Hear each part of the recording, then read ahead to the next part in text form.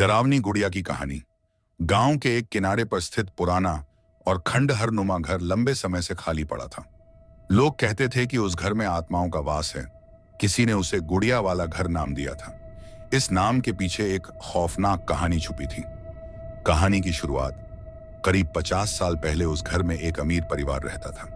घर की सबसे छोटी बेटी रिया गुड़ियों की बहुत शौकीन थी। उसके पास तरह तरह की गुड़ियां थीं, लेकिन उसकी सबसे प्रिय गुड़िया का नाम था अंजलि। वह गुड़िया रिया के लिए सिर्फ एक खिलौना नहीं थी, बल्कि उसकी सबसे अच्छी दोस्त थी। लोग कहते हैं कि रिया की मां ने वो गुड़िया एक जादूगरनी से खरीदी थी। उस गुड़िया में किसी आत्मा का वास था। रिया दिन रात उसी गुड़िया के साथ रहती थी। धीरे धीरे रिया अजीब हरकतें करने लगी। वह कभी कभी खुद से बातें करती, कभी कभी रात को रोने की आवाजें आती। परिवार वाले समझ नहीं पा रहे थे कि रिया को क्या हो गया है। डरावनी घटनाओं की शुरुआत। एक रात रिया की मां ने देखा कि रिया अपनी गुड़िया के साथ बैठकर जोर जोर से हंस रही थी। जब मां ने उसे टोका तो रिया गुस्से से चीखने लगी, अंजलि मेरी दोस्त है, कोई उसे मुझसे दूर नहीं ले जा सकता। अगले ही दिन रिया के बड़े भाई ने गुड़िया को जलाने का फैसला किया। उसने गुड़िया को जलाने की कोशिश की, लेकिन जैसे ही उसने आग लगाई, घर की सारी बत्तियां बुझ गईं। गुड़िया को कुछ भी नहीं हुआ, लेकिन उसी रात उसका भाई अचानक गायब हो गया। लोग कहते हैं कि उसकी लाश पास के जंगल में मिली थी और उसके शरीर पर अजीब निशान थे। परिवार की बर्बादी। इसके बाद उस घर में अजीब घटनाएं होने लगी। दरवाजे खुद ब खुद खुलने बंद होने लगे। दीवारों पर खून के निशान दिखने लगे। परिवार के सभी सदस्य एक एक करके अजीब हादसों का शिकार होने लगे। आखिरकार पूरे परिवार की मौत हो गई।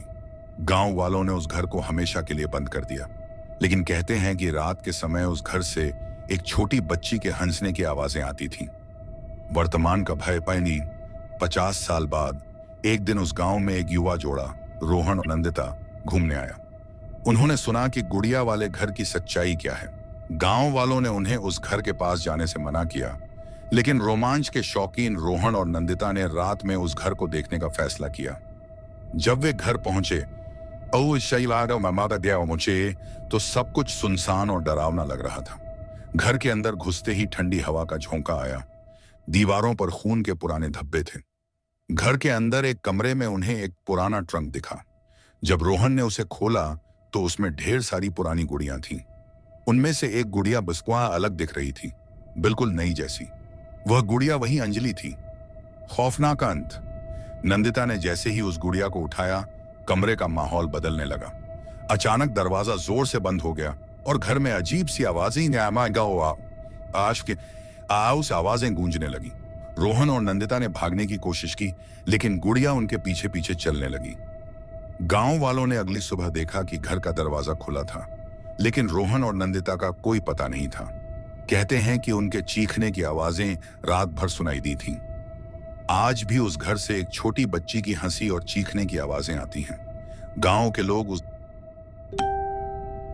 घर के पास जाने से डरते हैं और वह गुड़िया वाला घर अब भी अपने अगले शिकार का इंतजार कर रहा है। समाप्त।